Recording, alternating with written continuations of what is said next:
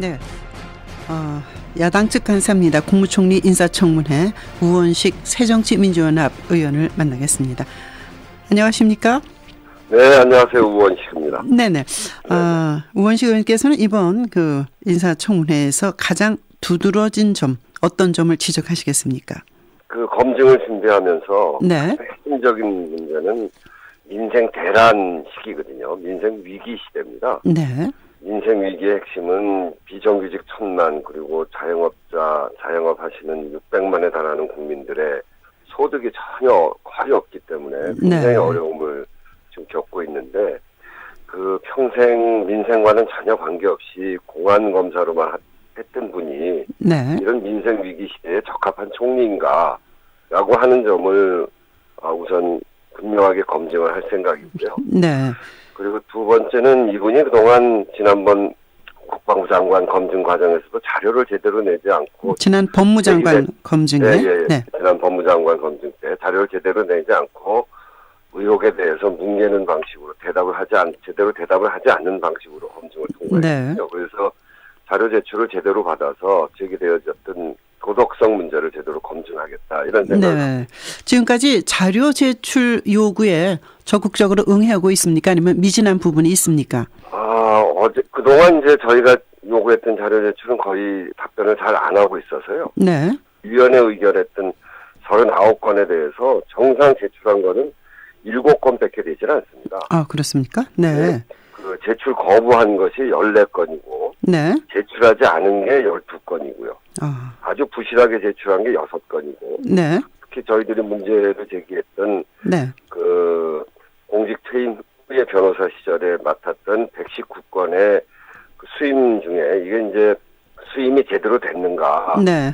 정관 예우 아닌가 이런 것들에 대한 의혹인데요. 네. 그중에서 19건을 내질 않았는데 그것도 이번에도 역시 내질 않았고요. 네. 그리고 문제가 제기됐던 그 자녀들에 대한 증여와 관련된 증여 문제? 네. 예, 그 문제에 관련해서도 자료를 거의 내지 않았고요. 그래서 핵심 자료는 거의 내지 않은 형태입니다. 네.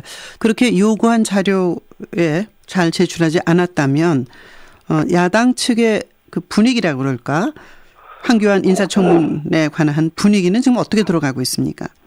매우 심각하죠. 저희들이 그동안 이거 준비하면서 어제 병역 문제까지 그 단마진이라고 해서 두드러기로 병역을 면제받으셨잖아요. 네. 이제 그분 그렇게 두드러기로 면제받은 분이 한 340만 명의 면제자 중에 4명이라는 거거든요. 네. 거의 그런 일이 없어서 국민적으로도 그건 잘 납득이 안 된다 이렇게 생각하고 있는데 네.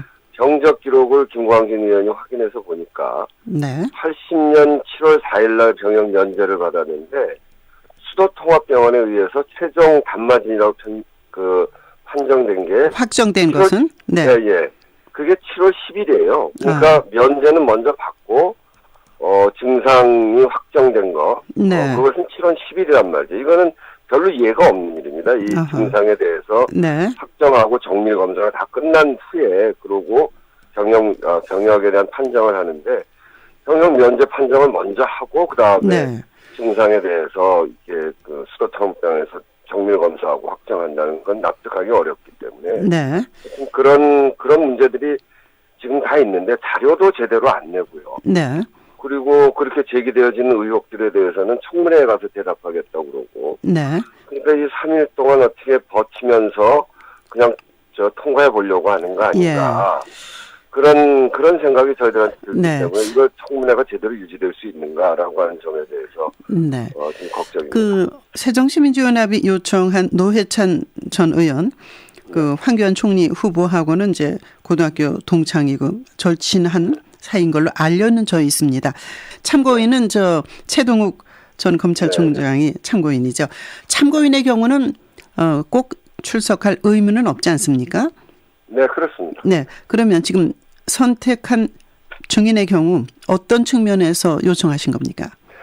노회찬 전 의원의 경우에는 삼성 엑스파일 문제잖아요. 네네. 노회찬 의원이 삼성 엑스파일에서 소위 이제 떡값을 받은 검사 명단을 네. 발표를 했고, 그래서 그것에 대한 수사가 있었는데 그때 당시 검사가 황 후보자입니다. 네. 그런데 이제 결과적으로 보면 떡값 받았다고 제출되어진 그 검사들에 대한 수사는 저희들이 보기에는 제대로 되지 않았고요. 네. 그리고 오히려 그 문제를 제기했던 노회찬 의원만 기소가 돼서 나중에 의원직을 상실을 해서 네. 이런 것들이 제대로 된 조사가 됐는지 아하, 네. 노회찬 전 의원이 이 문제에 대해서 충분히 하실 말씀이 있으실 것 같아서 네. 그래서 증인으로 채택을 했고요. 최동욱 그 전 총장은 네.